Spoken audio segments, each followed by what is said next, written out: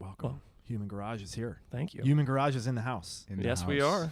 I mean, you guys are it, right? Is there anything else that goes with Human Garage besides Alex and Brian? Oh no, we're an extension. I mean, as far as when I was on the table, the only thing I really remember is the horrendous pain that you two put on me. Well, that's we are responsible for some tears. Find out where that comes from. Yeah. That's our mission. That's why we're fascinated by it. We should stop now because I don't want to know. You go down that rabbit hole. We never found it. We hit pause yet. on it. We hit pause on it. We put a pin in it. Thankfully, God. Well, it's all about timing. Meaning, what do you mean timing? When you're ready. I'm ready. Yeah, I'm always ready. So if you came in for ready. a sprained ankle and you're walking and your hip on the other side of your body was compensating, you'd be ready to fix that. We'd be able to knock that out. Yep. But what if it's emotional stress? What if it's something that prevents you from moving well because what emotional stress physically does to the body? And if that goes on for years and years and years. So that's a good place as any to start. Yeah. What is the connection between emotional stress and physical stress, and why is that important? It's a loaded question. Because really, this is where you make a statement and people will. Whew. So this is where we have to draw our stake in the ground. Right. I'm in the fitness business for 25 years, and although I understand there's a mind-body connection, and I've seen that in terms of performance of athletes. I haven't really seen an emotional connection to injury or to recovery from injury that, like physical injury. I don't mean like you can't perform better if you're free of an emotional tension or emotional stuff, but I haven't seen that translate to, okay, now your knee's better. I don't know. Is that what you're saying? That there is a... Well, typically the way that we will explain it to our athletes is emotional typically exists in the body, right? And when you're on the field, on the court, whatever it is, the sport that you're playing, the coaches are usually telling athletes, don't think too much about it. Just do. Just play, right? Exist in the body and let it flow naturally, right? And when emotion is blocking that ability to do for whatever reason, but you're not able to be aware of what that emotion is, that's usually where the athletes will sort of lose some of that mind-body connection. And typically, especially when coming to injury, it's usually just, walk it off or just kind of play it off, right? You have to stand as this and nothing can hold you back. You are the ultimate athlete. So keep going, keep putting up the numbers, whatever that means, right?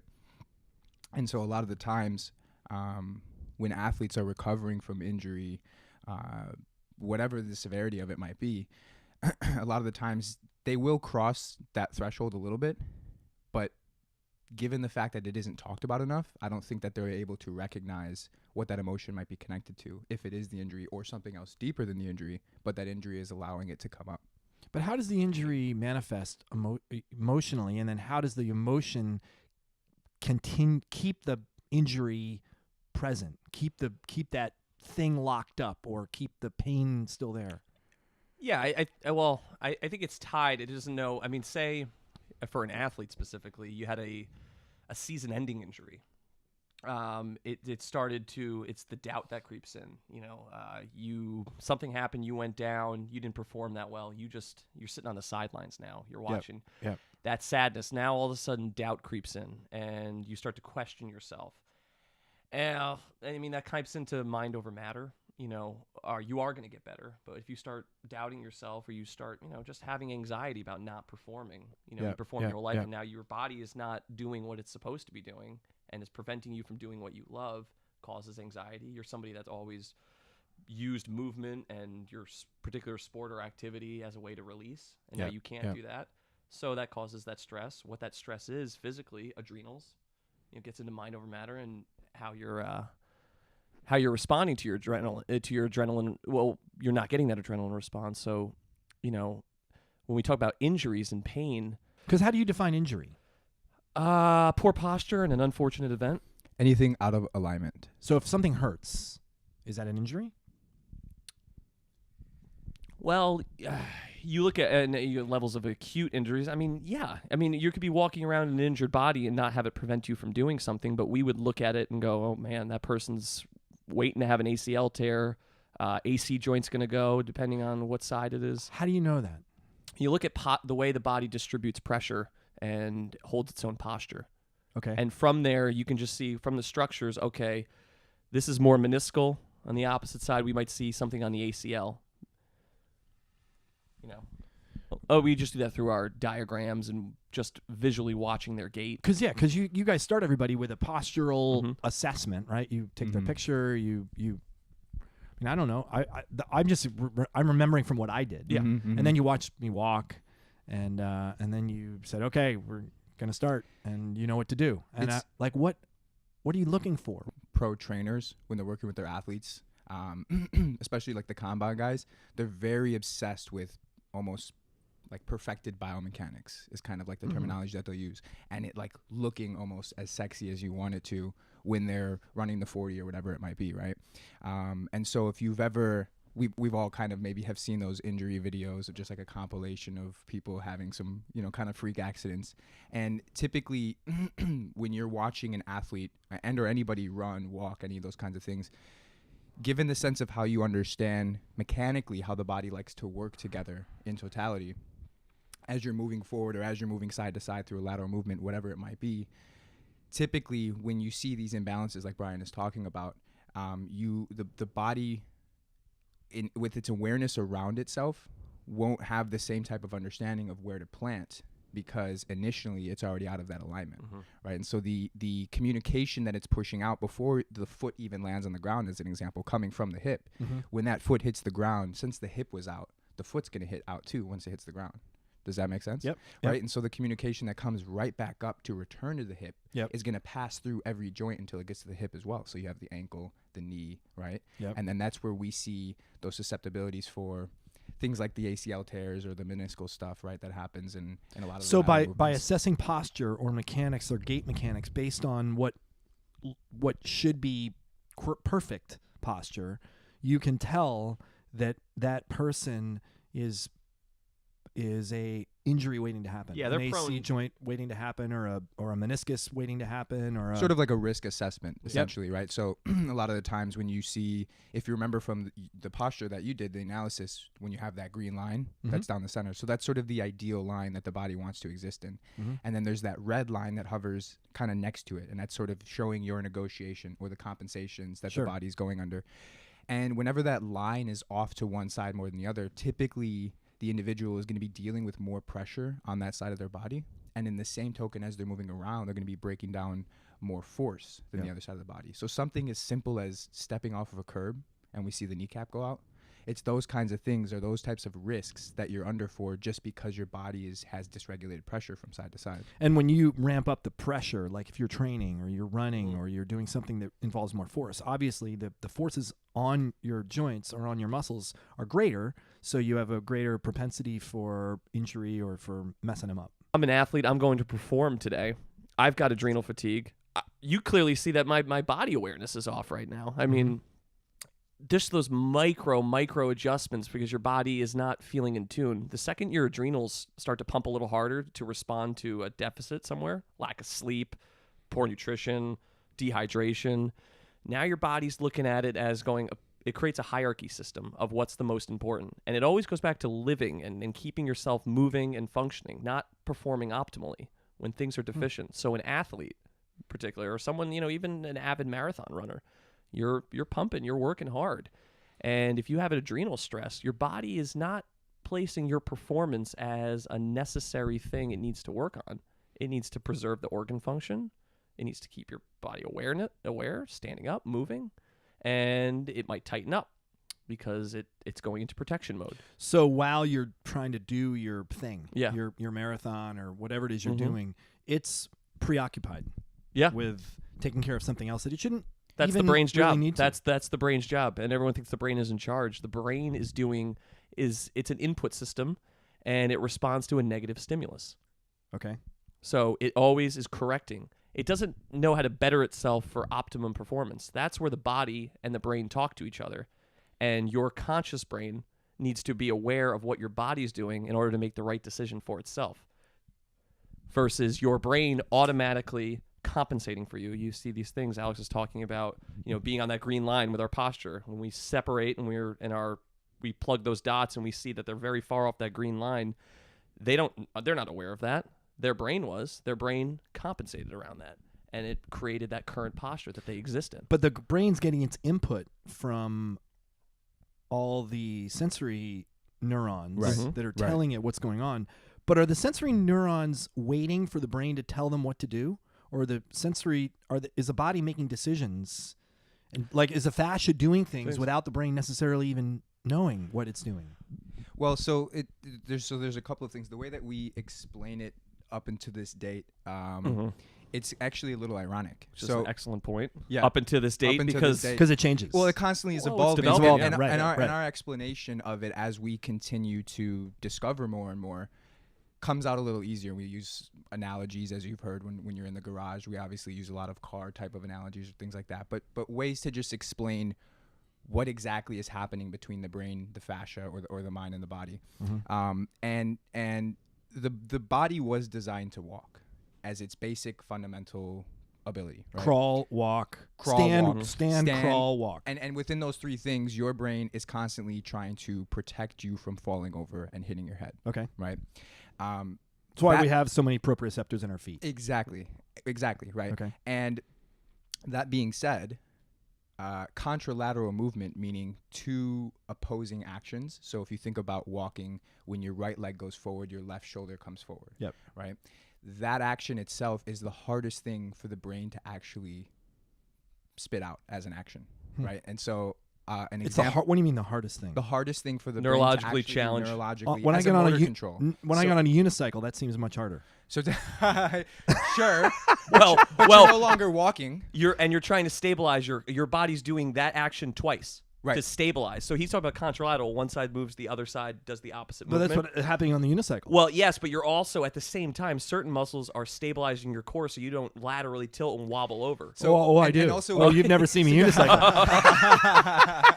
I probably do that more than I am actually up on the bike. Right, yeah. Fair enough.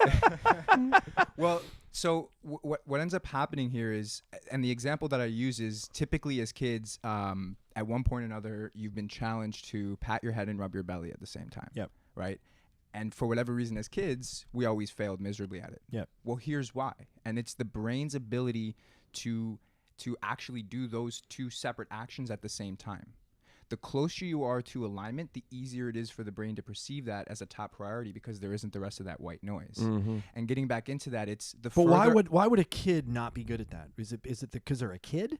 Not necessarily. I mean, because I'm better at it now. I can do it now, pretty much. Right. I think. Well, so and you also as we there you go. There you go. He's demonstrating it. Oh, he's yep. Oh, look at that. It's beautiful. Switch a little your better.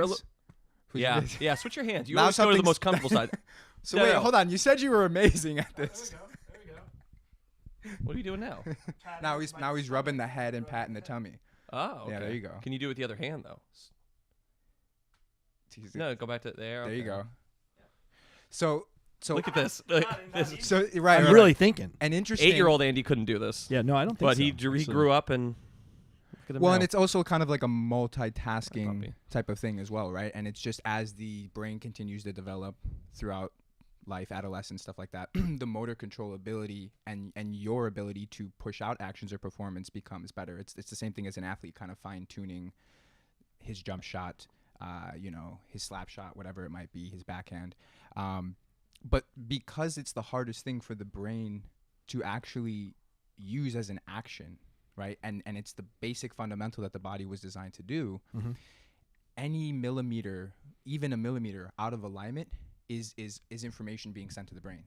And usually, right, because it's trying to protect yourself from falling over and hitting the head, it becomes excessive information, which ends up becoming white noise. And so kind of going back into what the athletes are dealing with. So then what happens to those motor neurons if the brain is overwhelmed and, can't give it the attention it needs? I mean, they have to make their own decision. I mean, you just start dealing with it eventually. Your body, and you just has become no choice. Accustomed to that. Right. Yeah. And now you operate your daily life at that higher level of baseline stress. Yeah. And you don't even realize because you don't know what what feeling good is anymore. Because it's not even necessarily painful. It's just a little adaptation And out of normal. Exactly. Right. And then it just kind of fills your cup up. And we've seen just random pains that come up with people is when you start adding those compensations more and more, and they keep raising up your stress level. So pain hits when the stress or whatever that thing that's been causing is high enough that it registers. It's got to register above a certain threshold before pain happens. Yes. Correct. So God knows, like I've got this pain in my hip that you guys have been working on, that God knows how long I've had something off that hasn't registered as pain. Well, and that's right. I mean, it could be 25 years. Yeah. Right, exactly. And that kind of taps into the kind of chronic and acute injuries. And typically what happens is, so the brain can perceive your top 3 pains at once. The 4th type of information that you try to feed it, again, becomes part of that white noise, right? And there are different parts of your body that go under different types of stress, right? So our hands, modern day, we're texting, we're on the computer a lot of times, and our feet, we're walking. 2 completely different types of stress. The rest of the body deals with it as well. And what ends up happening is your different parts of your body can deal with certain thresholds of pain different than others, right? So the hips, the sacrum, kind of the core of the entire body, was almost designed to carry a lot of stress, right?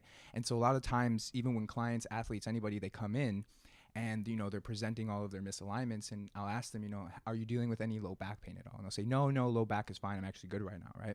There is tension and pain in the low back, but they're currently feeling it in the upper back, more up in the neck. Well, it's funny. It's funny because what I was going to say when you were, because I'm thinking back to the way it was when I first came in. I didn't have any pain. I mean, this presents when I do something that actually makes it my hip, but as soon as you touch something like in these weird places that I didn't even realize, I mean, it's like I fly off the table. Yeah, which to me is bizarre. Like I'm walking around life with no pain at all, and then all of a sudden, just a little bit of force in one spot, and favam, it's insane. Yeah, and that's where we look at is when your body's ready to receive it, because you could be walking around right now, and I've seen it with you, and I've worked on you that, you know, something goes and you just go, well, how'd that happen? I mean, I never had an issue my whole life, and all of a sudden it goes. The body leaves these signs. These are there. I mean, this gets into our chemistry, which we haven't talked about much, but, you know, autoimmune disease, cancer, these things don't just appear. Right. Your body has had these signs. It's what levels you need to tune into. What goes off? What goes Well, how do you tune? Look, so how does an individual that's listening to this, can you tune into this stuff without getting to the point where it's a catastrophic failure? Well, maybe not catastrophic, but it's failure enough that you need to go in and see somebody. Like, Define tuning in. You mean? Well, like okay, so let's just take my hip thing. Yeah. How could I have known in advance that something was coming prior to it happening? Is it possible? Call Sarah, schedule an appointment at the garage.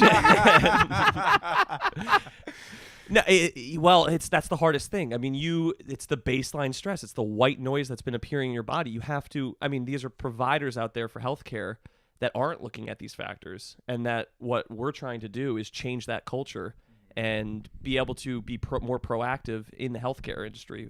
Right. Even more so than it has been now.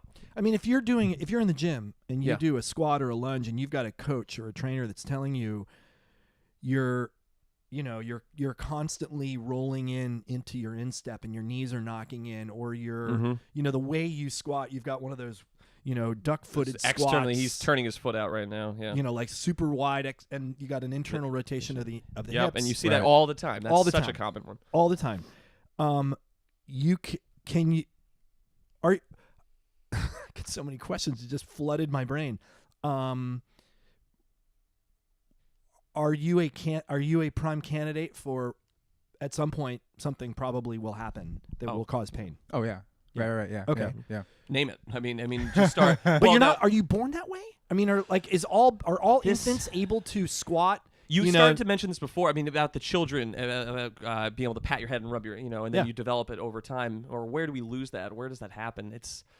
We're seeing it more and more now. Look at technology. Alex touched on the thumb and the fingers and the brain being able to, basically, your fingers and your hand, your thumb occupy a hell of a lot of space in your brain, more so than any other part, percentage-wise, of your body. texting, technology has caused Because the dexterity that's dexterity is required. diminished. Exactly. Well, So- it's changed, but you also aren't utilizing your hands the way they were designed as a human being should be using his hands. Think of and a combination Doing of that work. Yeah. with walking too. So a lot of the shoes that people are wearing are women in high heels, stuff like Mhm. that. They're Yeah, not right. properly striking the ground. Going back to where you said a lot of proprioception and a lot of receptors on the feet, hands as well. So we think oftentimes that a lot of the neurofatigue that we're seeing just in society in general is from these 9 to 5 staring at computer screens. I will say that has a bit to do with it, but it's also the improper use of how we're using our hands and our feet all day. causing, and now you see that alone is causing that white noise to turn up. Mm-hmm. Before you've ever gone out, you could be the guy that foam rolls, you could be the girl that runs all the time, does everything, and they still. But they in go pain. back. But they go back to their high heels, and they go back to their. Definitely. And then, so what The good does it text- do? What good does it do? What good does 10 minutes of foam rolling do if you go back to Well- 8 hours in high heels? I mean, maintenance. I mean, maintenance is one thing for sure, because it's the same thing as, again, going to a car analogy, right? Is well, what good is it me flooring it everywhere I go and acting like Speed Racer down La Brea if it's going to keep throwing off my wheel alignment because I hit 5 potholes, but then I just take it right back to, right? So If you take that's it an back to the That's garage, an actual Exactly. example of how Alex drives, by the way. it's gotten a little better. I've been able to dodge the first 3. but if you potholes, actually take care of the car right, in between, knowing that you're going to treat it the way you treat it, right, and you actually take care of it by taking it to the garage, getting the alignment checked, Yes. Right. looking at the tires, making sure you don't need, then I can see your point. And that, it's a that level- foam rolling can Right. actually Mhm. well, because now help and, that. and also what the client is doing in that action is a level of awareness is raised too. right. Right. So because they're also aware of exactly what they're doing and exactly what they're trying to maintain, it creates a better connection between mind and body as well. Right. Oftentimes people are just like, I don't know, I'm just rolling out these places because whatever. And then Right. I'm just going to go get ready and go about my day. Mhm. But the connection piece between all of what they're doing, between a morning routine for maintenance, whatever it might be, and then going throughout their day, if they were more mindful about each and every action and the way that it plays into each other and what I need to do after going through a day like this, changes the way that the body will respond as well too. Because Right. what we also have to step back and remember that the main job of the brain is really to evaluate your internal and your external environment and adapt you to both constantly. So sometimes, like for you, when you were mentioning, I didn't have any pain. I wasn't really perceiving any pain in the body. Well, your brain was on to the next thing. Your brain is constantly adapting everything. And if it's constantly held up by pain, it can adapt to the next thing.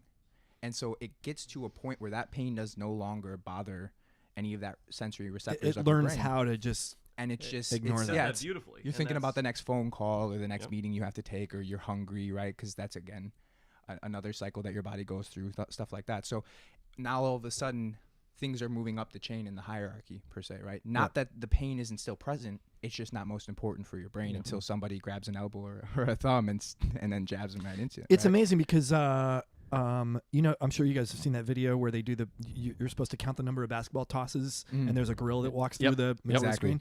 Like it just amazes me how much goes on in the world, and maybe even in our own bodies, is what I'm hearing you guys saying, that we aren't aware of.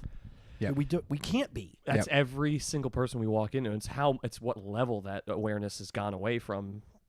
And I've had this internal debate on myself is, well, technology has boosted in the last 15 years. So many, cell phones with the screens, everyone, this is different. So as we start to treat kids, college age people and under the age of 30, millennials, do they know what original alignment feels like? They've been inundated their whole life, and now it's almost trying to change that and almost, because if you don't have a reference point of where you started or what balance is, then we need to find a way to establish that for your body. That Yeah, process yeah. takes a little bit longer. So it's dealing with the baby boomer generation or Generation Y. They grew up ride the bicycles outside all the time. It was a different time. They know what their body feels like.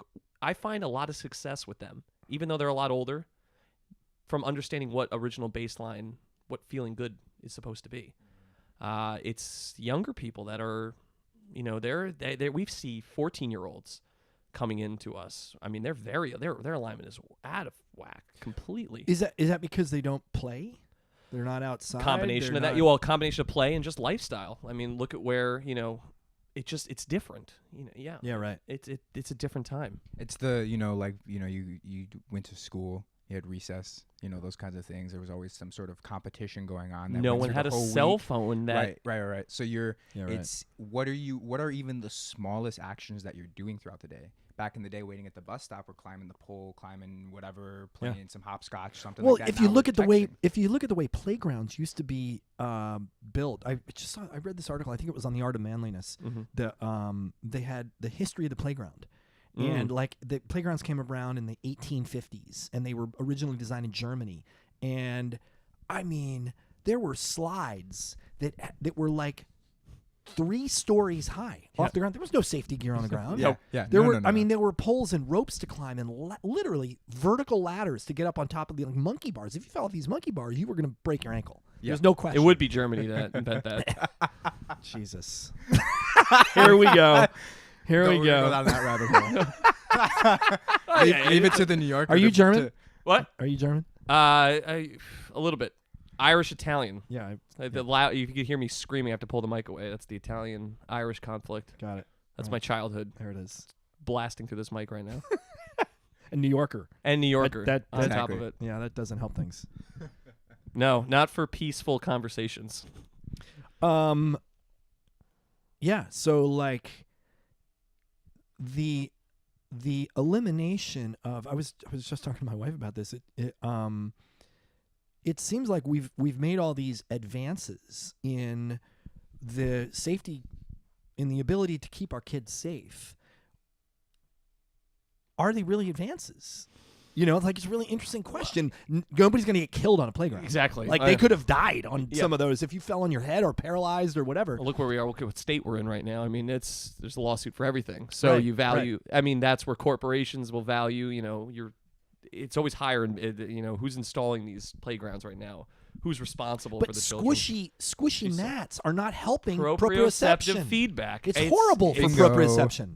Right? Exactly. There's no feedback when you get squish. I mean, that's one of the first things I teach when I teach barefoot running. Like you need a hard surface you need a ground reactive force. Exactly. Right. Because it'll translate from, the Pacinian receptors in your foot all the way through, going up in the hip and the ankle. Yeah.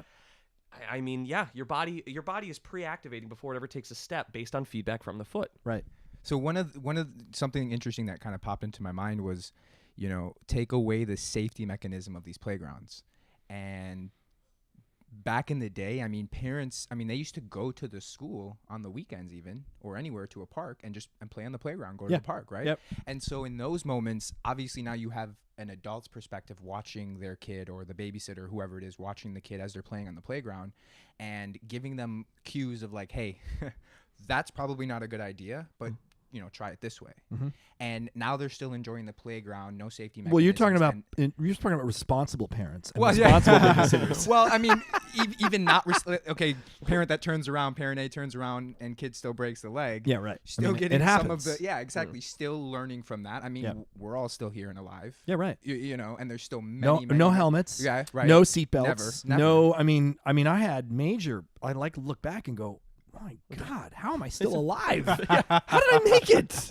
Like without all the modern safety gear. Right. No padding. I mean, I just taught Dashiell how to skateboard yesterday. It's the first time ever. There you go. And we got wrist guards, we got elbow pads, we got knee pads. And he asked me, he's like, "How did you do it when you were growing up?" I'm like, "Well, it was Strongest survive. It was a wooden skateboard. It was trucks that were put on it from a friend of mine. Yes. There was no safety anything. Yeah. There was no adult supervision. Yeah. It would just go out and good luck to you, And if you had the impetus to like throw yourself down a hill and not really worry about crashing, then you probably learned how to do it. Yeah. Right. Yeah.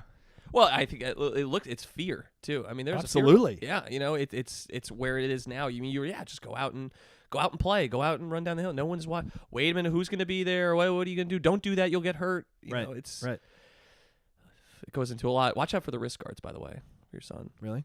Well, I mean, you might you sprain the wrist, but look at where the wrist guard stops. Yeah, right. Then you're snap. Yeah. I think obviously it's to prevent the growth plate from being injured, but so teach him how to fall. So you're saying I need to put him in a full body cast before we go out Full skateboarding? Bubble wrap. Bubble wrap. Yes. Tuck and roll. That's a great idea. Bubble wrap. Yeah. Just wrap him up. But that is, I mean, it's, Don't suggest that to my wife because Oh, but- she'll actually say that we're doing that. She'll be out of here in 2 seconds. Go stop. at Bubble Home wrapping Depot. him on the way to school. unplugging everything. What is this going on in here? Good God.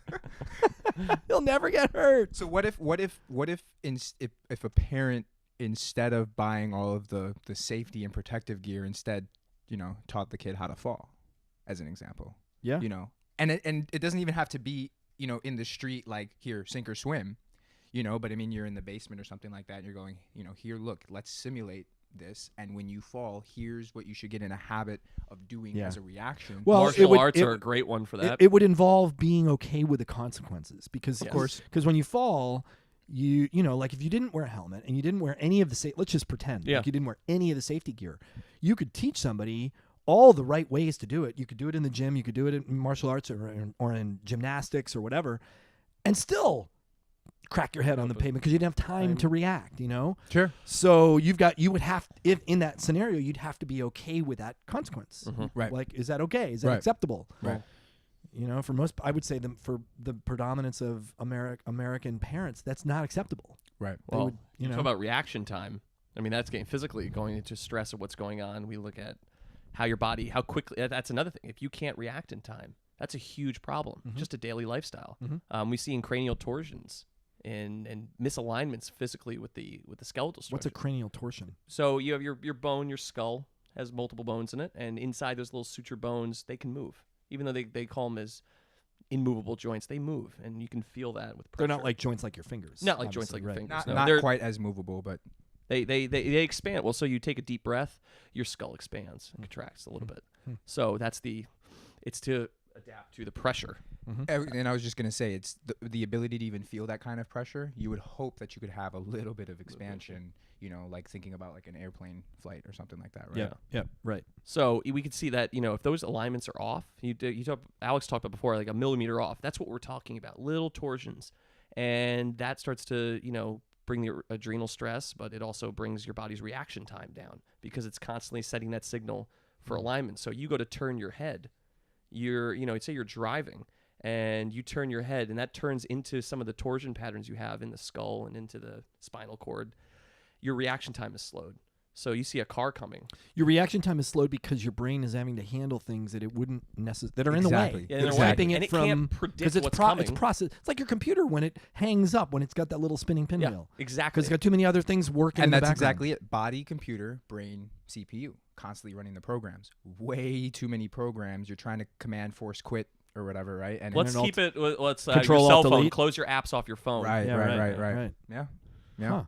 You I know? never really thought of it that way. That's really interesting. Yeah. So treating an injury could actually improve a lot of things that aren't even connected to the injury. That's Exactly. why, yes, Exactly. yes, Exactly. you have to, and that's you just need to see what you need to understand. I gotta get my diagnostics of my body running, and we can plot out what's optimal, what's not, and demonstrate specific examples, because you can go to your doctor and they can show you a blood work panel, and you have no idea what the hell that means. Yeah. You're just missing it. Like, what does this mean? And if you have to have the ability to relate specifically to how this person's life is every single day. Why is this important to fix this factor?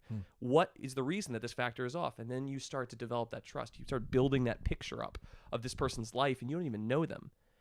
And we've been seeing that because we're looking at different factors. And we saw that, when you came in for your assessment, we could look at your test and see how you respond to emotional stress. And then interviewing you, and we have our sessions are about 90 minutes to 2 hours. You get a lot of FaceTime with this person. You start to be able to really piece together what's going on.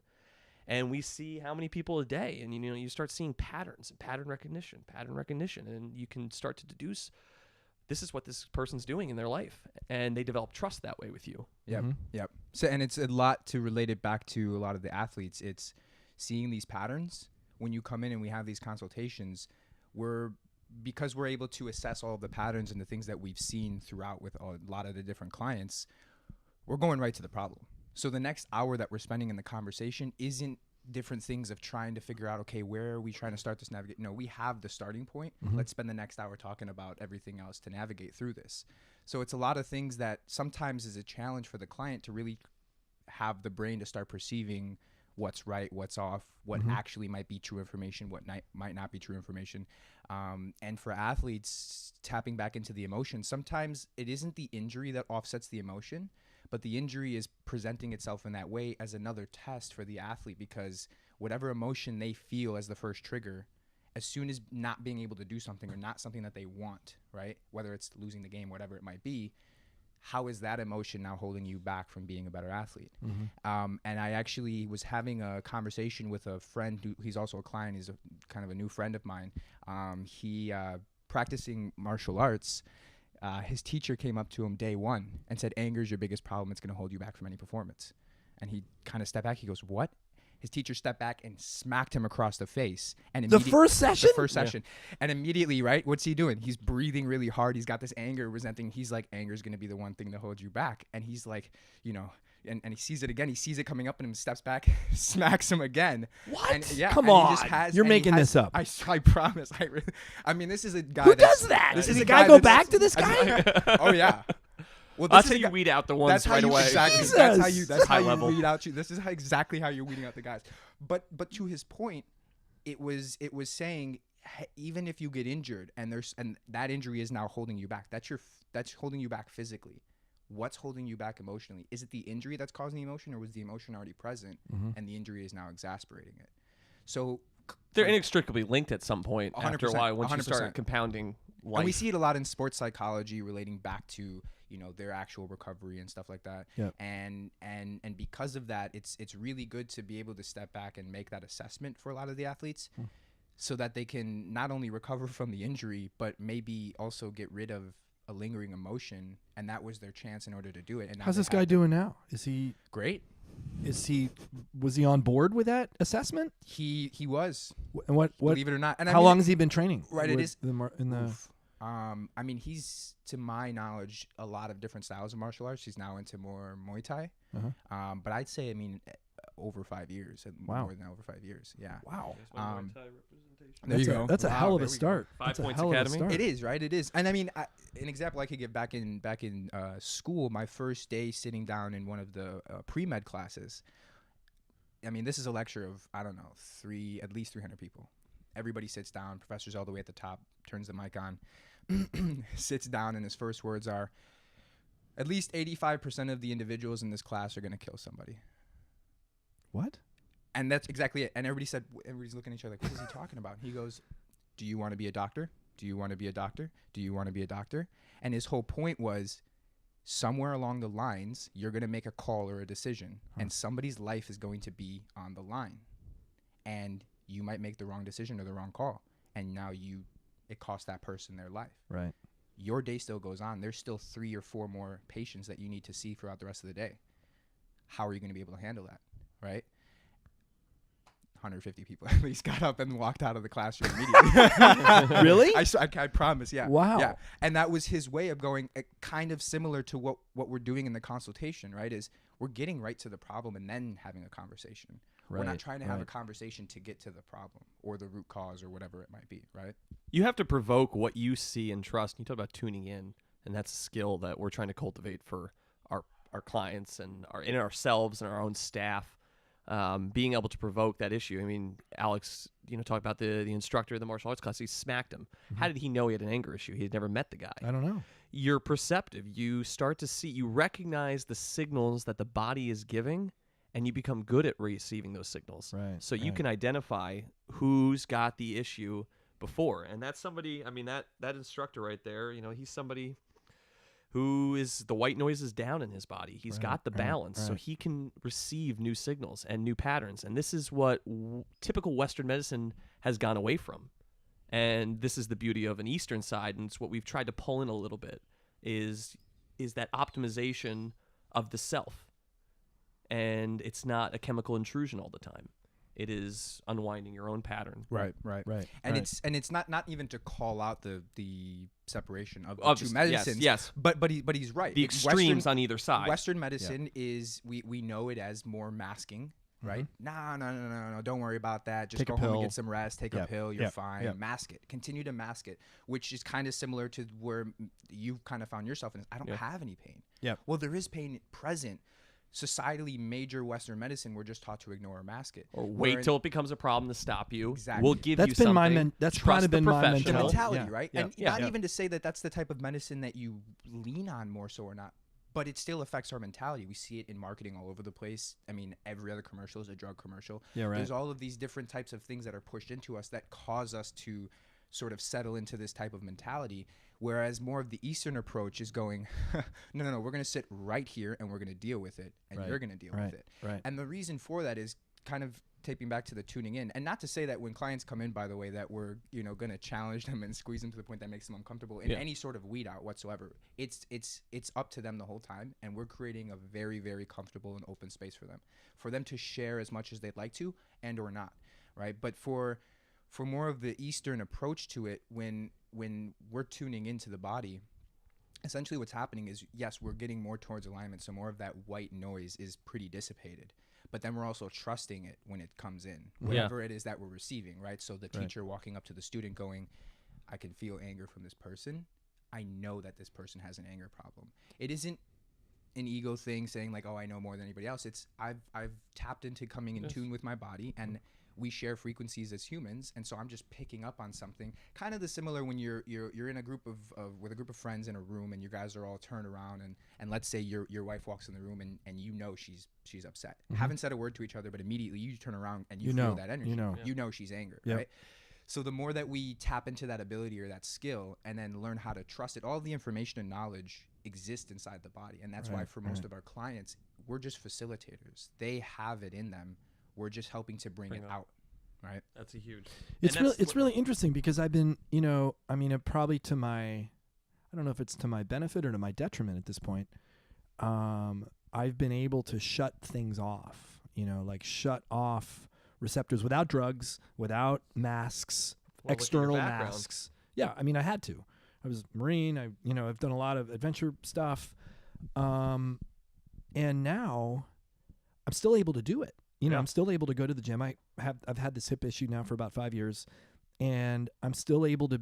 It doesn't stop me from doing anything. It doesn't hold me back, but I can tell it's not getting any better, and it's getting slightly worse. Really, really, really slowly. And I'm constantly tempted to continue to do what I've always done, which is just ignore it and just go in and do my squats and do my deadlifts and do the training like I always, because I can. Habits. I still can. And I'm starting to make some decisions now. It's funny because it came up last week. The CrossFit Games Open is happening right now, and the workout last week was this one called Diane, which was using 225-pound deadlift. You do 21 deadlifts with 225.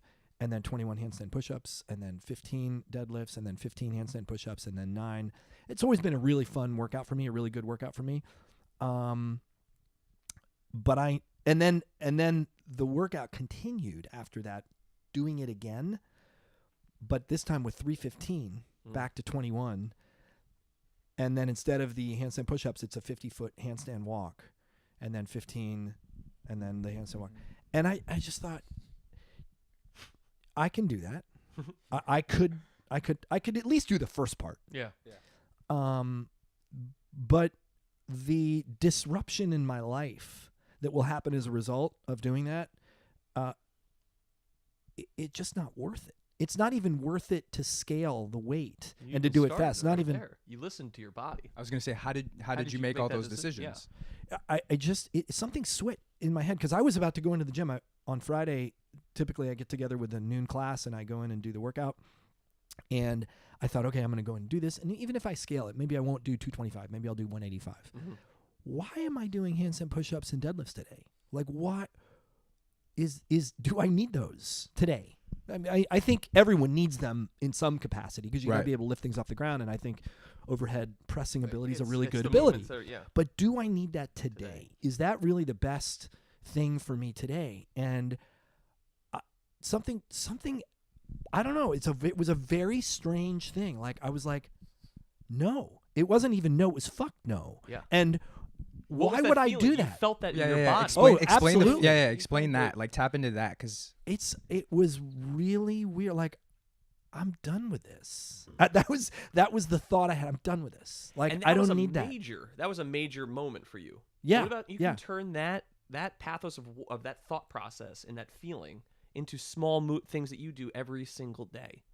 We do it in treatment. Every step. Do I need to release this muscle? Do I need to work on this muscle? Today. Today, right now. Right now. Do I need to do this No, next? that's when you guys are talking to yourself, right? I mean, you guys are... Exactly. You were very strange. Yeah. When you're on the table, we haven't really said much, and when we and they start mumbling. They all start mumbling. Like, it's like... Wait, what? Are they homeless? Are they like, what is happening here? Are they drunk, homeless, or there's really something wrong? And they start it's very. So what are you doing when you're doing this mumbling? Well, it's different people's techniques of tuning in. We're having a conversation that you had with yourself when you were at the gym. We're doing the same thing. Sometimes you'll hear us mumble a bit more because at the same day that our whole day is running, you have thoughts running. There's a lot of things happening around you. Mm-hmm. I almost have to cause a little bit of vibration through my vocal cords just so that I can hear it a little bit better as I'm having this conversation, because my thought alone is just getting drowned out by everything around. So you touch, just take me through the process. You touch somebody's hamstring, and what do you say? What do you... It's not just like a magic. We have an intention that we set of what we're trying to do. Okay, I need to release this hamstring, but wait a minute. All right, the person's coming with back tension. I know I need to relieve that. All right. Set the intention, ask the question specifically, do I need to release this right now based on my intention of what I'm trying to get done? And by that, what we're always trying to get done, or what we're trying to start to get done, is by helping to restore just gait, just your basic ability to walk at full capacity. So while somebody's on the table and that hamstring needs to be released on the table, how is that going to translate or affect them when they get back up, stand against those two forces as gravity and atmospheric pressure, and start to walk? And that's where more of the integration will happen. So yeah, you release the muscle, but how does that matter when you move? Because feeling good on the table is one thing.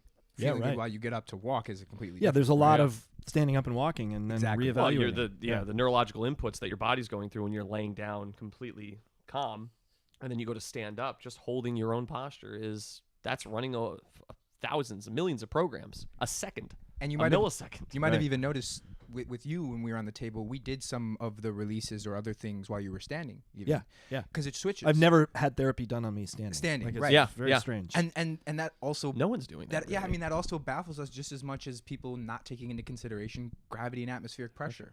If we're always adapting to our environment, that is our environment.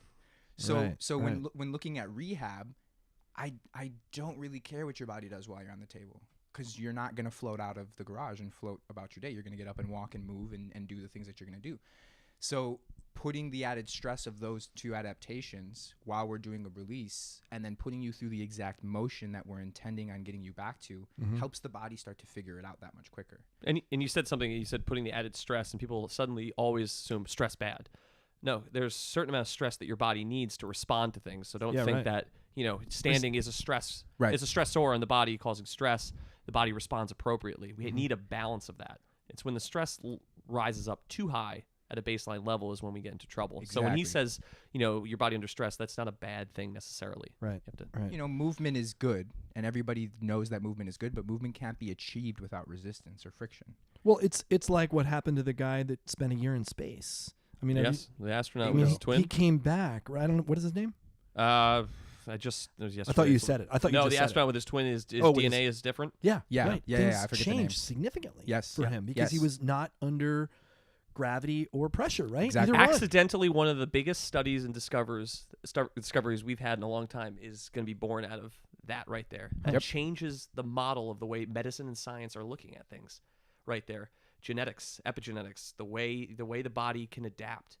That is huge. So a lot of stuck people are going to start to open their minds, and it's going to start changing medicine. There's a paradigm shift happening right now, and that is one of them right there. I mean, that flips a lot of models that we deal with every day in medicine on its head right there. You mean what occurred? What occurred, and then what's going to occur when he comes back?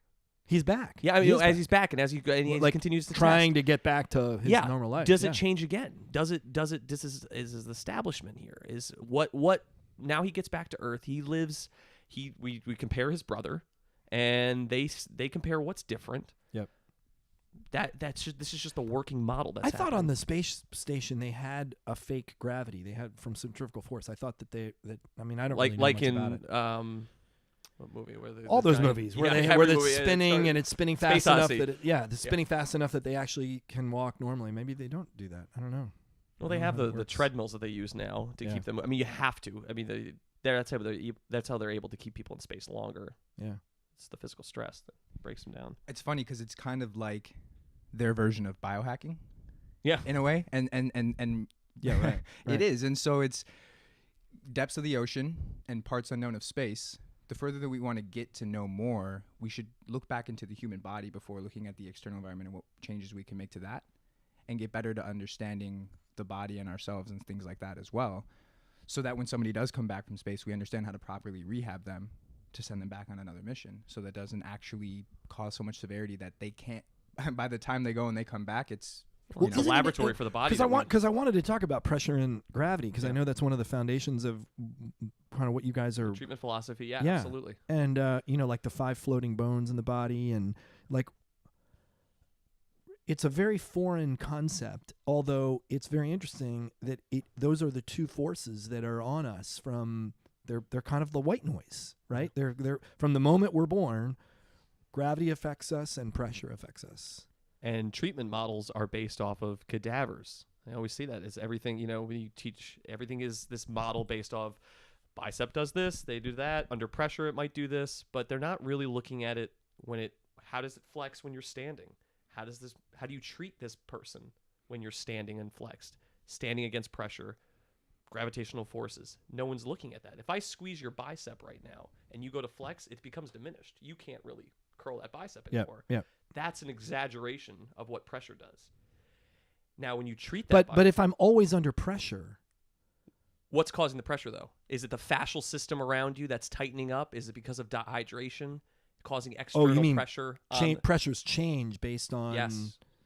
what's going on inside your body. definitely Yes. And external as in like elevation parts of like Denver, things like that. Right. Which there's so many different factors of what can cause the body to have pressure dysregulation. We look at, we keep going back to adrenal stress. We look at the diaphragm regulating interabdominal pressure. If you don't breathe properly, your body's organs around their fascial bags and connections register dysregulated pressure in there. So they become stressed. They become squeezed. They become tight. When things are tight and squeezed, they don't perform optimally. So that you change the organ function. And that's all started, a lot of it is started from lack of breathing. Diaphragm doesn't move, the rib cage doesn't expand, causes a hell of a lot of stress and causes a lot of compensations around the body. And that goes both chemistry-wise, by your bioterrain, and both physically in terms of your mechanics. How does pressure and gravity play a role? Like, how would you explain this if you're talking to your mom or something and that she asks, well, so what do you guys do? Like, what's this human garage and pressure and gravity, and explain this to me in a way I can understand. Like, how do you do it? I mean,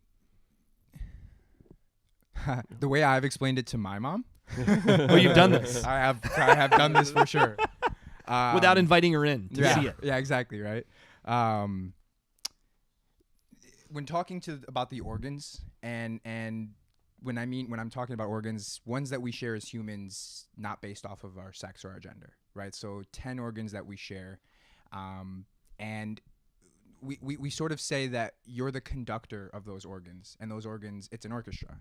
Okay. And so kind of what Brian is talking about is with the diaphragm correctly moving in the way that it's supposed to in the right directions, it's creating a rhythm, right? And that pressure also will help to create a rhythm. So 3 of those 10 organs between the heart, the bladder, and the stomach function kind of similar to muscles. And so they have the ability to kind of pump or expand and contract.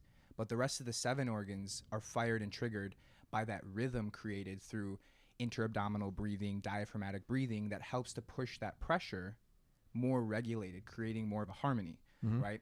And so oftentimes throughout the days, even in an orchestra, your trumpet player, your bassist, everybody will get a chance maybe for a solo, the violinist, right?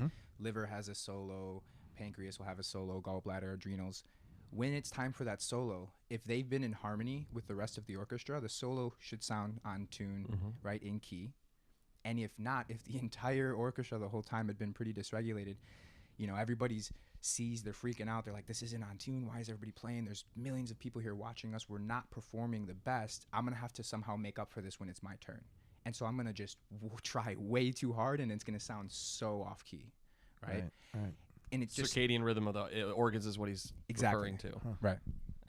And this is where Western has joined on with Eastern, and they're discovering it. They can measure this. What do you mean circadian rhythm of the organs? So certain times of the day that peak function happens in each organ.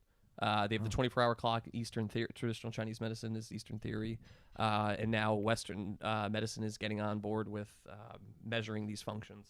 We understand circadian rhythm, like in Western society, is just sleep-wake cycle, Yeah, right. So like the Oura ring and stuff like that, tracking those kinds of things. But each organ in your body will also have its own circadian rhythm, right? And this is where... But your whole body functions in one circadian rhythm, but then each organ has its own in addition to that? Yes, Correct. and I believe that rabbit hole goes deeper and deeper and deeper, and that's the discoveries that we're trying to make every single day. That's why what we do here is more of a laboratory as it is, you know, changing and pushing medicine and science and helping people, but we're also discovering every single day just from the amount of people that are coming in, the questions we ask, and this is something that we're getting into a lot right now with our treatment. So, and we're noticing massive changes when we start valuing these functions. You have to interview the person, and they have to talk about their life. If they're not going to be open about their life, then we're not going to get these valuable pieces of information. But then why are you really here? Then you're not really ready. But you know, so then we can get into that, and then we tie it up to our testing that we do with urine and saliva, and we can link up and see parallels right there, and that starts to change how we're going to treat this person. We can identify through urine and saliva how well this person will have a release, what they need, where they need to be touched on the body in order to truly get out of an adrenal stressed environment. Why urine and saliva and not blood tests? You don't have to go so micro right away. The whole industry, everyone wants to go more micro. Let's find the answer deeper and deeper. And what we've been doing is we've been stepping back, and we see that what you're looking at, but we're going more macro, and we see the whole picture. And while the whole industry is diving deeper, we're just stepping right back and letting it and seeing. And it's almost like looking at a Mona Lisa through a magnifying glass. I always try to equate that. You know, and you want to look at the Mona Lisa. Yeah. Not. I mean, not just her eyes. Yeah, you know, I mean, some people, you know, you can look and view, wow, how did this artist touch the paintbrush? That's nice. Yeah, but you're not going to judge the painting on that. You're going to step back. Right. So, because I remember one of the things that I don't know somebody said when I was going through the program is really your pH is really the master piece in your blood. It's the first piece. It's the first piece. The way the body wants to make that change. It's your urine pH and your saliva pH. Yes. Then they need to be in balance, right? Yes. They need to be Correct. connected. Right. So the way that we'll explain pH is to think of it as environment, right? And if the environment is stable, then the organs in the body between the urine and the saliva actually have a fighting chance or an ability to get back into harmony. So how we'll explain it is when you're thinking about the urine pH and that environment will be anywhere from about like the belly button or the navel up. Okay. And did I say urine or saliva? You said saliva, stomach. pH. Oh, saliva's up. The saliva is Saliva up. up. Okay. Urine is going to be from the navel point down, right? Okay. And so thinking about if the urine pH is solid, but the saliva pH is off, you're still at an imbalance here, right? Because everything navel up is still going to be off. If it's acidic, we'll mention that it might be hot, sort of fiery, like a really rapid moving environment. And anything that might be considered alkaline is going to be more cold, slower moving, slower processes, right? Out of the balance. So people always say, well, I need a more alkaline diet. Isn't that good? All the time we say, okay, you're really alkaline and here. People instantly go, isn't that good? Right. Well, you want that 80-20 balance of an alkaline diet to an acidic diet, but when it comes to your saliva, you want that perfect balance of a 6-4, 6-5, and then for urine, 6-4, 6-5. That's... And what affects that? What I mean, I'm sure that's we've probably been too big of a testing. question. We have tests proving without any sort of chemical intrusion to change the pH is what we normally do. Is we first thing we start is body's not really going to sustain a change energetically unless the pH is adjusted. Yep. But we've also noticed pH changes just from body work alone. So that means, Really? yes, we Yeah. have measured. And We've we have measured that document before, science for it. Yeah. Wow. and that's what we're going to be pushing. So that's So you do a pH analysis and then you do some immediately body work after, 10 minutes after, do another test, and it's the pH has moved. by significant enough that We're it's going out. significant. We're experimenting with what treatment. I mean, this is not our, this is typical, our unwinding, a quad or something. But we're looking at energetically, going for the organs, doing our organ unwinds, and with the intention of changing the pH. So our intention, we tune in. How are we going to move this pH marker? So that shows that the organs working in an orchestra, when they're out of alignment, are going to throw pH off. We know that to be true. We see that all the time in the test. Someone that comes in really dysregulated, we know their pH is going to be dysregulated. So find and tune into what organs need to be aligned. We use our energy. I mean, our body puts out the electricity, and we provide that into the certain area. And with our intention, we get that person to tune in also. Do you feel this? Now, with my intention, my pressing, they'll start to feel that sensation, and some of that organ unwinding happens right there. Wow. And measuring that at that time and immediately after, we've seen a move. Now, it's not drastic, but we've seen that we can actually change the body and any of those functions through. And I mean, for us, the fact that it's even moving is drastic. Yes. Yeah, right. So people Right. look at that test, they go, what do you mean? I go, that we just proved something that medicine and science have been years apart on. And some of the medicine that provided some of the the body work that's out there, the treatment that's out there, claims that they can do it. They don't have the science to back it up. We have the science to back it up. Right. So. Right. Wow. Now, Alex, you came from the background of being a seasoned athlete, and you got injured. Do you want to tell a little bit about your journey in getting to where you are in the Human Garage and kind of how this? Why you're here where you are? Definitely. Yeah. So I was a professional soccer player, sports injury, 50-50 or what they call is, so when you're going up for a header against a defender at the same time, you're both aerial, so you're both in midair. Defender's knee went into my back, located right about the right side of my L4 disc. Pretty good contact. Initially in the air, and originally had felt something while we were in the air, and then as I came down, I also collapsed over his knee again on the same exact point. Oh God! Yeah, kind of like a backwards sort of. Yeah, right. An aggressive adjustment gone wrong. Very aggressive adjustment. Like his foot was on the ground, his knee was here, planted, and you fell boom, down onto his thigh, boom, knee. twice over. So kind of like a car wreck. Yeah, makes you appreciate WWE wrestlers. Yes, what they and, go through. And this is soccer. This is supposed to be, soccer's not supposed to be as not too bad. It's not like unless football. we're over in England, right? Yeah, right. Yeah, right. Barclays But League. yeah. But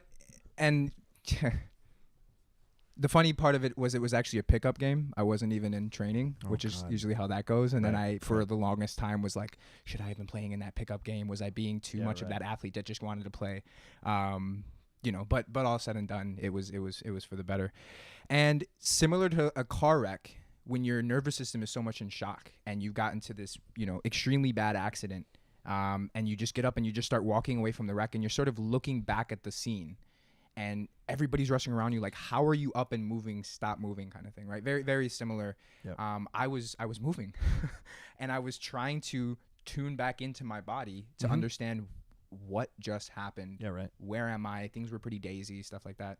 I didn't continue to play, obviously. I ended up just going home and resting for the night. And it was the next morning when I realized what happened, similar to a car wreck. I woke up and couldn't move out of bed. Not a single muscle fiber. And from that point on, there was a little bit of a battle with trying to understand what that injury meant for me, right? Kind of like what we were talking about earlier. So ego was very present, which I think any athlete will always deal with to some capacity, at least. And for me, it was a battle with ego. That was my only identity that I had ever known up until that point was soccer in my entire life. Anything and everything you saw me doing was relating back to soccer. Some of it goes back emotionally. My dad had left when I was young, around like the age of 4 or 5, and that's when I first picked it up. And I had one of my older relatives, my cousin, had come in and sort of used that right when that was happening in my life to sort of be that step in of that identity. And so I had to face it. It was my body put me in a position where it was like, we're literally not going to let you move, and you're going to have to face this, whatever this emotion is, whatever all of this is. And I had been receiving care for the injury all over the place, you know, and it was it was outside of team. It was in several places around the country and stuff like that. And it had gotten to a point where the care that I was receiving. What kind of care were you getting? Was it chiropractic? Was it massage therapy? Yeah, everything. I mean, anything and everything that sports physios, you know, I even went to, believe it or not, a couple orthopedics and podiatrists just because I wanted their input on what they've seen. How was the pain manifesting in you? Like, was it pain everywhere? Yeah. Were you able to walk? No. Was it shooting down your legs? Yeah. Was it everywhere? It was everywhere. There were times where, you know, obviously as the body is always adapting, that it was a little bit more manageable and I can get up and move. But that wrong movement, that millimeter of a wrong movement, you're out.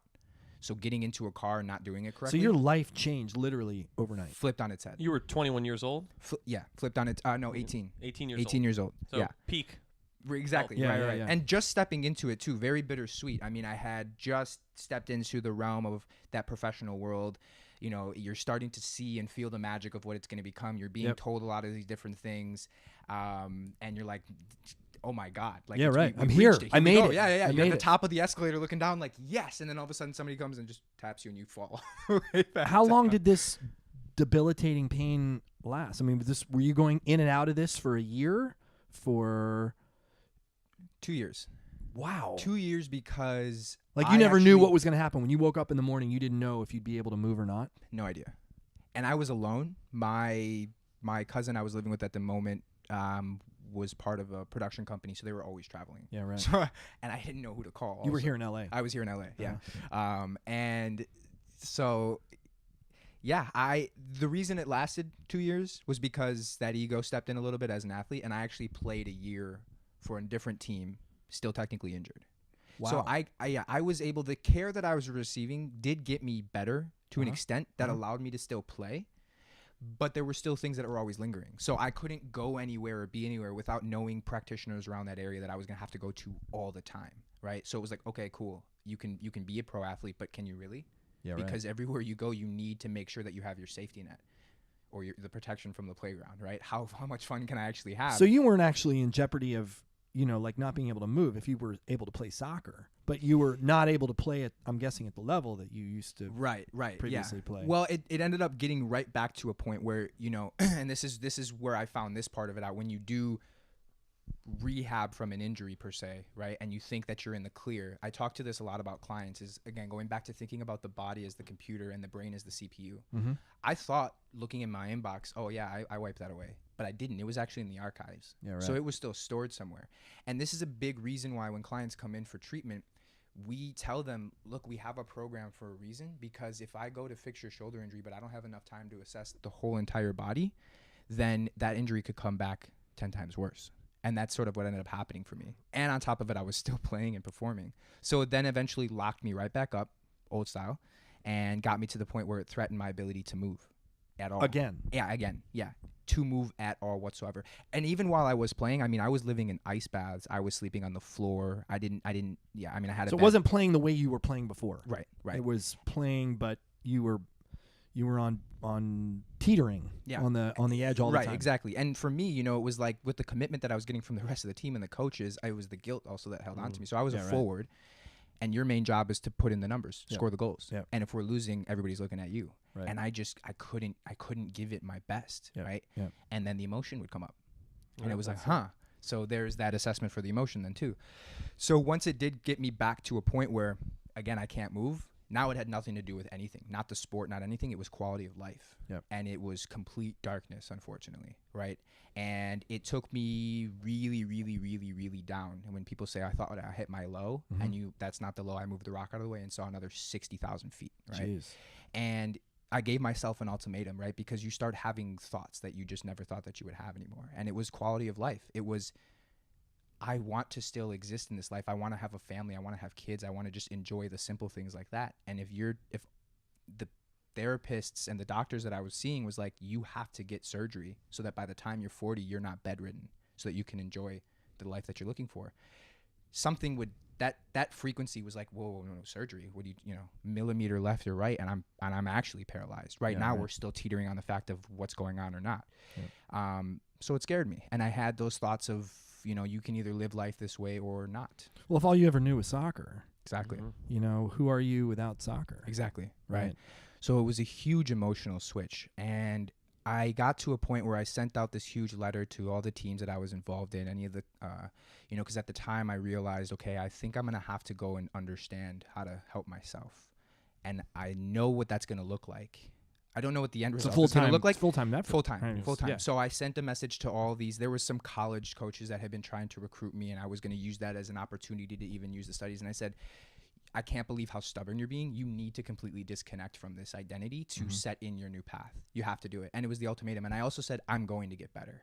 I don't know what it's going to look like, but if I can see what the finish line looks like, I know every day to that point is going to have some mechanism of healing, right? Trust in that process. Exactly. Just trusting. And it was strictly intuition. It was strictly Did intuition. you wake up one day and know this, or was it a process to get there? I woke up one day, again, not being able to move, and was just so frustrated. Was like, happiness is such an important thing for me. And movement brings me happiness just in general, right? And then the things around you that you want to also have in that happiness.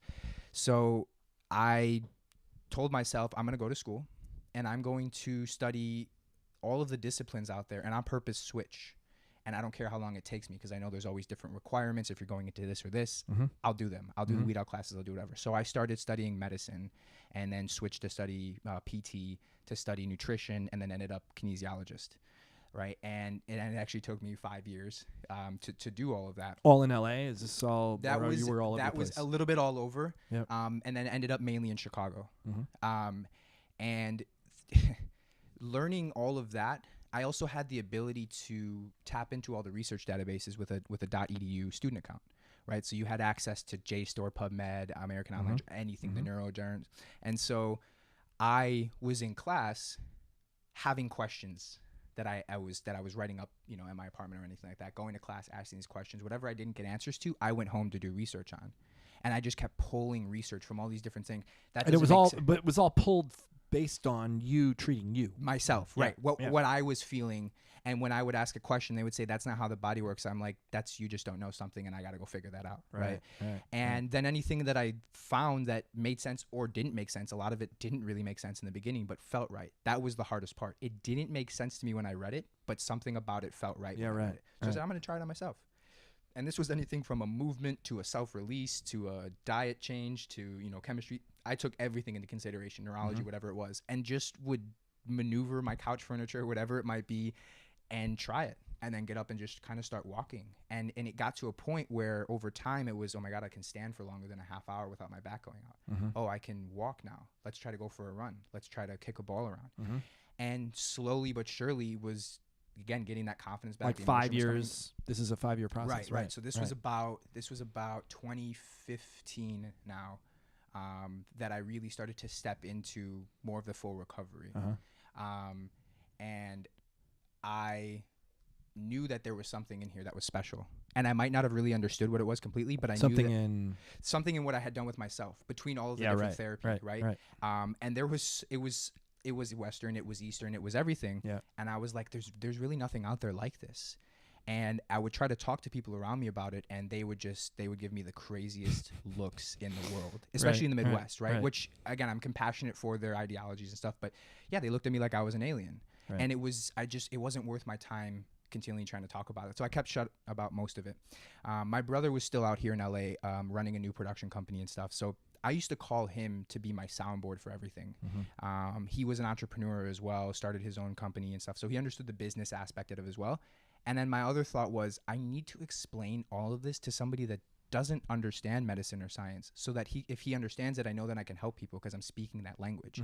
If he doesn't understand it, I got to step back and figure out how to explain it. So 2015-ish, his old offices were around the corner from where the current Human Garage location is. And his business partner had been going to see Garry for a little bit. And he got in a minor car accident. So his buddy said, go see Garry, around the corner. He'll just take care of it. And he walks in and meets Garry, and I think about 5 minutes go by or something like that, and he freaks out. And I'm just my phone is blowing up after this. And I'm like, wait, what's going on? What's happening? He's like, I just met this guy. I swear to God, I thought I was talking to you. And I'm like, he's as crazy as you are. Yeah, he's like the words, he's like everything, you don't get it. He was freaking out, and I was like, okay. And I was honestly at two split emotions. It was weird. As I was reflecting on it a couple of months ago, actually, we were talking about it. When he first said it, the first thing I felt was defeat, because You're like, I thought I was the only one. Well, being in Chicago, I was like, I didn't think anybody else out there was thinking along these lines. So maybe he really hasn't been understanding everything I've been saying. Later to then find out, right? I actually had plane tickets to LA 2 weeks after our conversation already booked, because I was coming to look at commercial spaces to get a better understanding of what looks right, what the environment is like. I knew Santa Monica had their weird, their own rules and stuff that. So I wanted to get that understanding. He said, take this meeting before you do anything. I said, all right, I obviously trust you. So that happened, landed in LA, walked into the garage and met Garry, and that meeting literally only lasted 10 minutes. I don't think it could have lasted any longer. There was a lot of nonverbal communication that happened. I walked in the garage and was like, something about this place is what's happening. What's going on. Right. He asked me a question. I can't even remember my response. All I remember was like barely getting 5 words out. And Garry, immediately just put his hand on my face. He was like, K. And he already had the whole thing mapped out in his head. And I'm sitting back. I'm like, okay, did I answer your question? I don't know.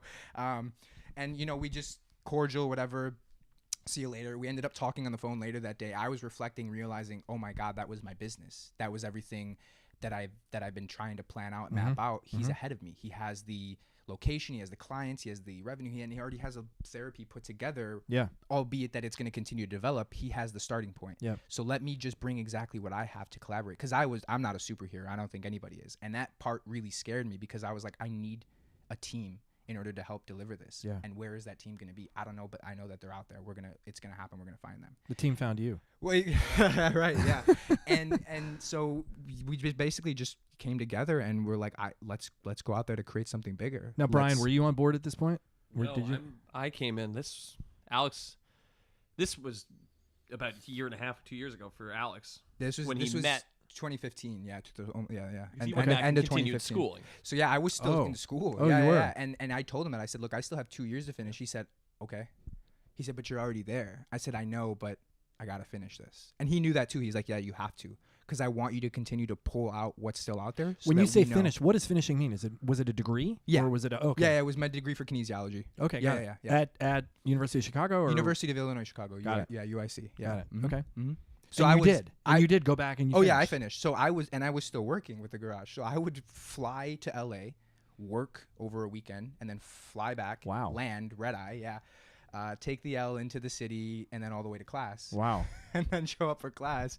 Yeah, and then that pattern existed for about just a couple of years, anytime that I found the right time to go and work. So then, Brian, when did you come into the picture? I came in the picture, started coming around in July. I moved my family from New York. I worked at a few. You mean just gyms. like 6 months ago?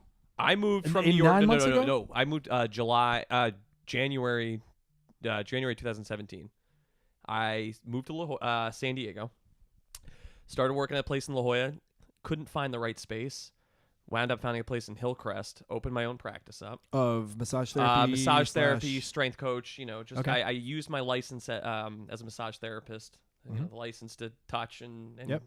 So opened my physical therapy type practice right there within a chiropractic group. So the chiropractor is actually pretty advanced, and they had a gym in the center. So they were also using trainers. Mm-hmm. I rented space from them and had my own business right there. We didn't know, there was no competing.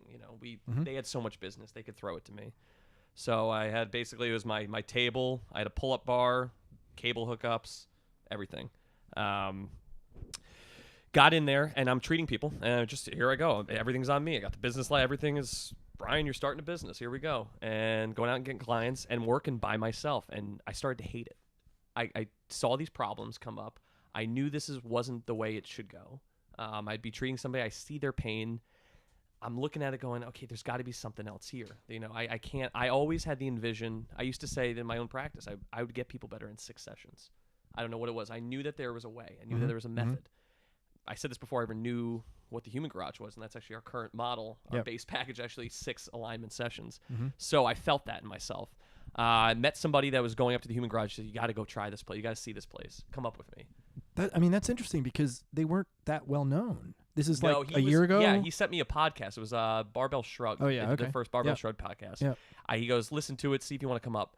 Heard Gary talk, and I was like, yep, I'm going with you. And what I was going to do is actually steal some ideas, bring it back to my place. Yeah, of course. And Well, obviously, what a good I'm like, therapist this would guy, do. Yeah, It's right. a good trainer does. I mean, I would always say as Oh. a trainer, I mean, I'm just trying to steal from everybody I can. Yeah, absolutely. The better, and you know, You got to be a modify, knowledge tweak pirate. it. You have Right. to be a knowledge Of course. pirate if you really Right. want to, and that's why we're doing this podcast. Is there's Right. people out there, we're putting out there some pretty radical ideas. So I went in there with that full intention of just absorbing, and that's what I do really well. Is I can listen to somebody, I know what they're talking about, and I can absorb it, and it takes one time. Yeah. And so with the podcast, I was like, boom, got it. Went up, I shadowed the guy's session that I drove up with, and Gary, Gary's son met me, and he said, he's asking what I do. I go, I have a practice down in San Diego. He goes, oh, that's cool. Let me introduce you to my dad. Dad came up. He's like, hey, yeah, how's it going? Why don't you come in next week and do a consult? And this was about a 3-month wait list. So Right. I come in next week. Oh, this is awesome. I'm like, all right, yeah, sweet. Drive back up the next Saturday. I don't get treatment. It's an ambush interview. And Gary and one of the chiropractors sit me down, and I'm like, is this how a consult goes? Oh, and then Gary, the first question is, what do you want to do? I'm like, well, what? I'm here for treatment. I'm here to, do a consult. And, I see what he's doing, and he keeps asking me, what do you want to do?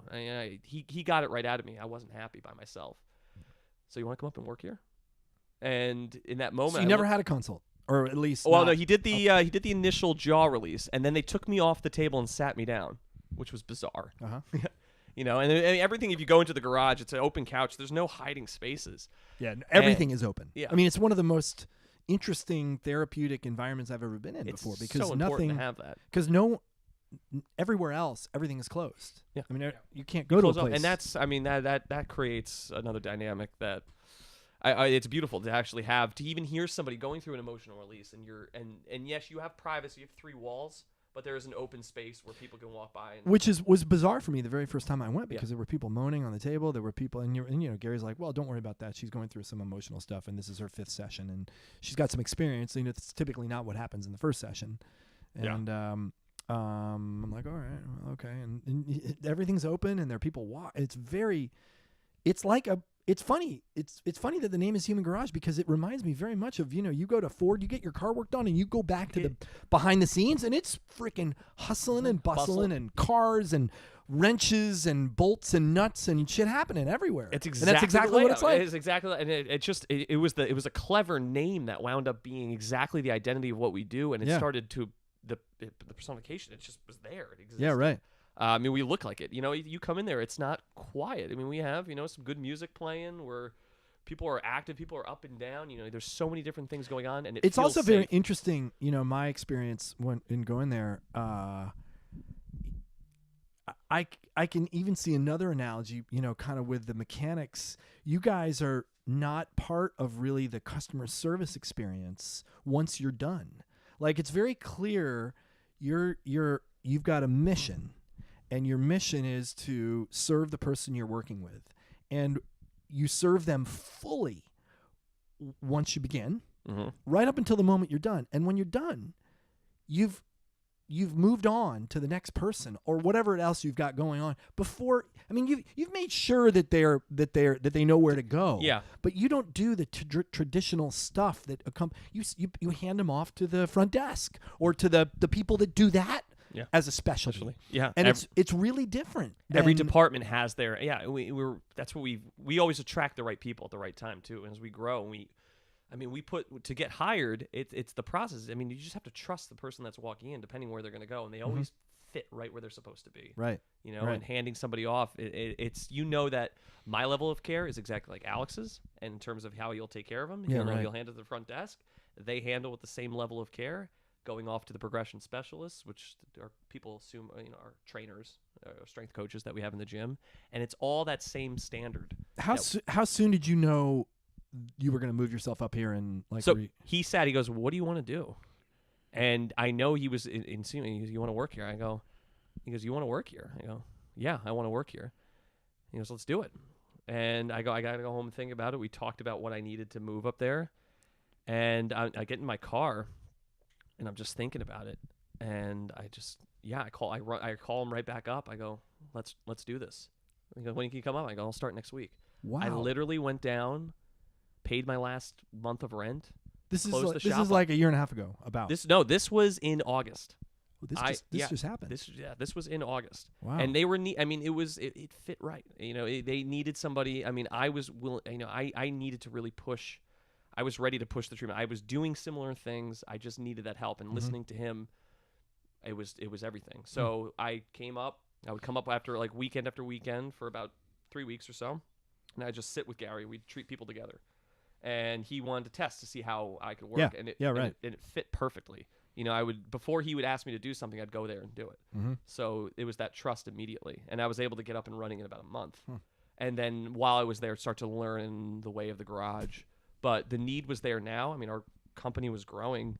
Yeah, right. And it wasn't like an easy process. It was trial by fire completely at that point. It was in September is when things got full swing.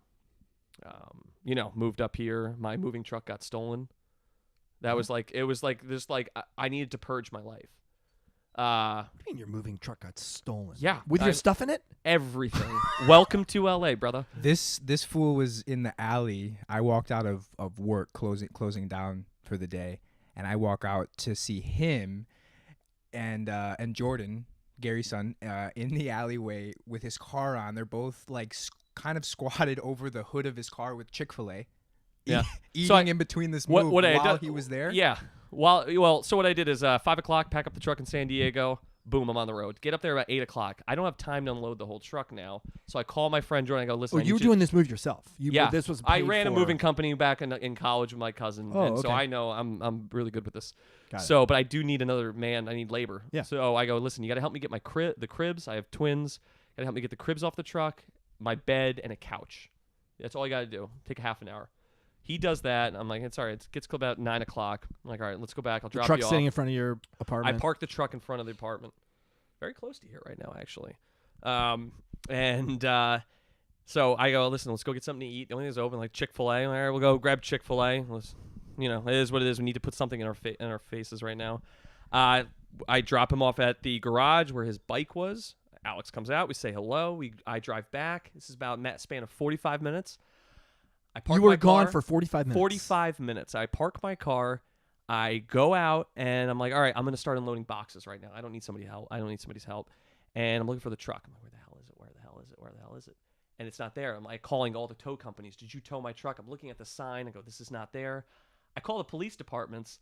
We are on the border. So are you Culver City or are you Mar Vista right now? We're in Mar Vista. Okay, so one street over is Culver City. Yeah, right. Culver City's got these very weird borders. Yeah. So Culver City is the house. So I'm calling the police department. I'm calling 911. They go, where are you? I'm like, I'm in front of this address. They go, okay, are you in the street or in the house? I go, I'm in front of the house. And they go, you got to call Culver City. I call Culver City, and they go, are you in the street or the house? They go, you in the street or the house? I go, well, my car's in the street. They go, no, you got to call Los Angeles. So I had 2 different police officers coming up. No one wanted to help me. I'm like, the truck is being stolen right now. And what's going on? So finally get a hold of it's Los Angeles, fill out the report. They find my moving truck 3 days later in Compton. Whoa. Someone called up. The license plate matched. Everything was ransacked, gone. Whoa. So that was my moment. I called Gary. I told him, I was like, everything has been taken. First thing he says to me, he goes, that's supposed to happen. This is the guy that I'm going to go work for. And he says it in a confident tone. He goes, this is a good thing. And at this moment, I'm freaking. I'm losing my mind. I go, oh, my kid's toys, everything is gone. He goes, we'll help you out. It doesn't matter. But this is supposed to happen. And that's when I knew I was at that change in my life where, whoa. I mean, I felt like I got on a rocket ship, and my level of where I was vibrating as a human being took off to the next level because I had to accept that. Right. And not like, oh, you don't know what you're talking about. Yeah. How am I going to do this? I'm going to get insurance. No. You're right. This is supposed to happen, and that was the moment where I had to make all those changes. That's Gary's world. You don't live in reality, dude. Like, well, that's why I was like, oh, jeez, I have to trust this now. I mean, this is my boss, but he said it in a confident tone. I'm like, you're right. I had to pick up, and I mean, a lot of things changed in my life at that point. I had actually the mother of my children. We had separated right at that point too. It was just almost the catalyst. Was she down south with you? Yeah. She So moved she up stayed. with us. Yeah. Oh, she moved. She moved. She So moved her up with stuff us. got We were stolen together. too. Everything.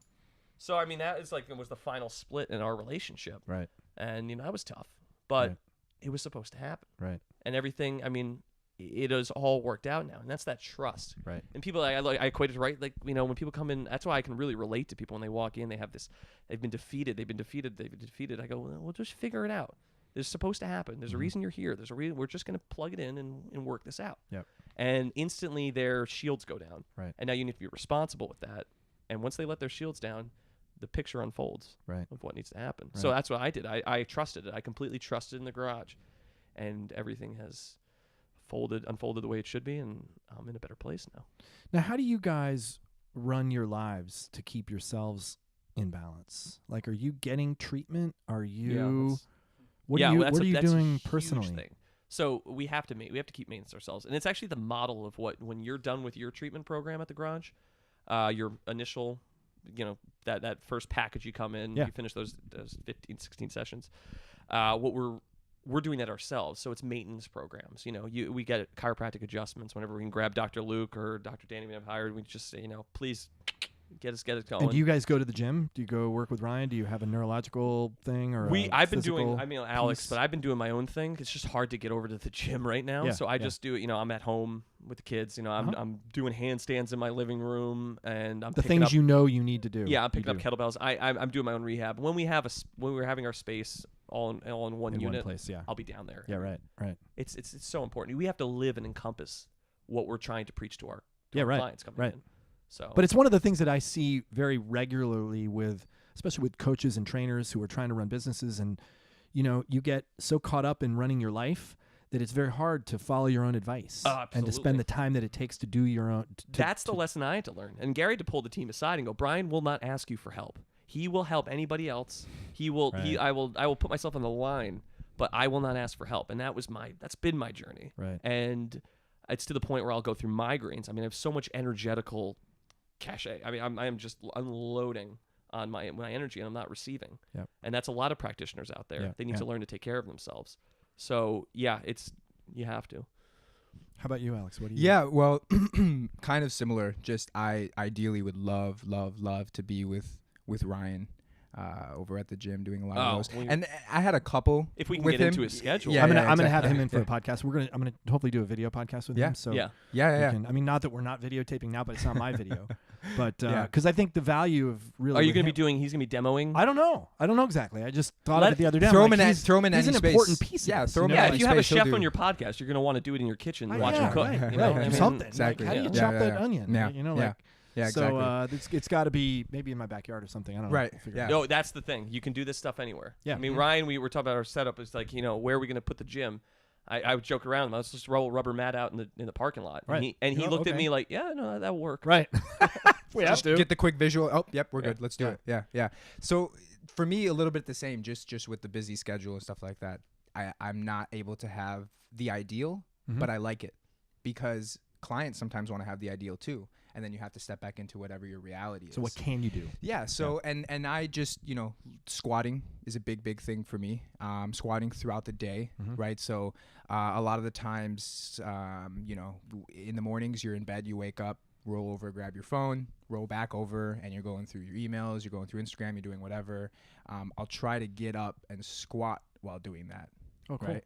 Yep. And then that way I'm not so much focused on the actual what I'm doing. You're just actual in the business running. position. I'm just in the position. Yeah, right. Squatty potties. Squatty potties, right? Yeah. I love Please, those. everyone out there listening, Yeah. I don't care. We'll just get an apparatus, get those legs Get up. the legs up. Yeah, I used to use the garbage. Anywhere I go that doesn't have it, I'll grab a garbage trash can if it can move around. If it's not one of those big tall ones, and just plop my feet. I don't know right where on the that and- we had I had a squatty potty before anybody even knew what a squatty potty was, and I've got one upstairs. There was one in here. I think maybe it's in my son's bathroom, but yeah, I've been a huge proponent. Steal of your this. little kids' Yeah. stools that they have. And Yeah, kitchen the little stools for the Get your sinks. knees and- up. Yeah. So it's kind of similar to Brian, just little certain maintenance things that are right for you that can help to keep you into balance. And really, Are you playing soccer these days? I haven't lately. It's it's been a while. I definitely know that I want to get back into. Are you pickup at a games point and where stuff you like don't that. have to hold yourself back? Like you can just go for it and play the way you used to play, or do Yeah. you have to? Are you conscious of? I mean, like, my aware? if we're talking about like endurance fitness, it's probably pretty low. Yeah, right, of course. But as far for as like, the first 10 minutes. yeah, like yeah, you can right, you, right. I'm can like, you? whoa, that's yeah. But yeah, everything as far as pain wise, yeah, pretty good. Oh, that's to this great. point. Yeah, That's Mhm, that's mhm, awesome. mhm. Me and summer league lacrosse. Yeah. So it's like Cool. I You're an East think, Coaster. Like, oh, right? let me get right back in there and play with kids. Your old self-taxing as your and- boys get older, your skills are going to become quite useful as a lacrosse player. Yeah, 'Cause, I mean, identical twins. Yeah, It's like You're- you're boys. goal to goal. Yeah, right. Yeah. Absolutely. So I mean, we did baseball and soccer, but yeah, we just didn't. I don't know why we didn't go lacrosse, but we didn't. So yeah, it's who another knows? sport. Maybe they'll. Maybe you know, it'll- I could mean, they happen, watched you the know? Olympics, and Blaze was watching. He was running around and he figure skating. He was just spinning around the room right there. You know, that was what he gravitated to. So whatever There they you do, go. I'm gonna leave it all out on the floor. Whatever they want to do. Yeah, cool. Cool. You know, that's important for Guys, coach. thank you so Yeah. much. And we could probably go on for another Yeah. couple hours. Yeah. There's not a limit to the amount of things we could talk about, but maybe we'll just save it for another podcast. Yeah. Definitely. You know, a year from now, the Mhm. conversation probably will have shifted. You know, and I mean, you guys are To think about where we were a year prior. yeah, Yeah. right. Yeah, Right. definitely. where you we know, where we started when I got hired. Well, that's one of the things that I love about Gary's philosophy is throw everything possible that we know right now in this moment at the client to focus on their healing and don't wait for like to be necessarily proven or to have a study come out that claims that it works right. Like we're just going to go for it and as things evolve, they evolve, and the client becomes part of the process of the evolution. And they love that. Right. They I love that. They- I you love that. I mean, Absolutely that's, love that. Right. That's the beautiful thing. I mean, it's not like you're removing a disc from my back, you know, so I don't feel that there's a lot of risk involved. No. You know, so but I love that philosophy, and I love the speed at which Gary is moving and you guys are moving and the whole garage is moving. And you know, it's a really cool system and program to be involved in. Yeah. So Thank you. I really Definitely. appreciate you guys.